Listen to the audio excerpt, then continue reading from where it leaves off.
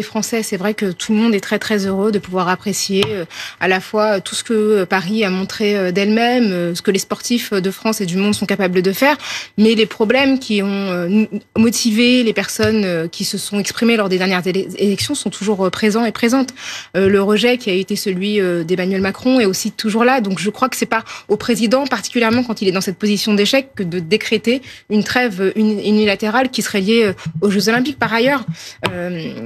c'est un petit pas de côté, mais je crois que c'est important de rappeler que les sujets politiques s'imposent quand même aussi aux athlètes, puisque il y a des personnes qui n'ont pas été à la fête. Ce sont les femmes athlètes qui portent le foulard et qui sont musulmanes, qui sont les Françaises, les athlètes françaises, qui n'ont pas pu participer aux Jeux Olympiques et qui sont les seules athlètes au monde qui n'ont pas le droit de concourir avec un foulard sur la tête parce que l'interprétation qui a été faite du principe de la laïcité invoque le principe de laïcité. C'est pas le principe de laïcité. Le principe de laïcité, monsieur,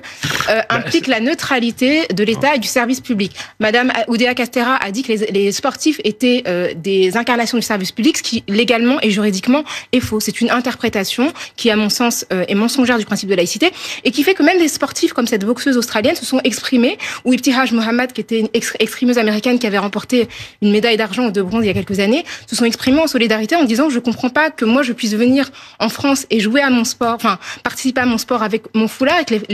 les athlètes françaises ne puissent pas le faire dans leur propre pays. Donc c'est aussi une image de la France qui, de ce point de vue-là, produit des exclusions et ça fait rentrer effectivement des discours politiques qui ont une interprétation extrêmement, à mes yeux, violente de la laïcité dans le champ des Jeux Olympiques. Richard Verly.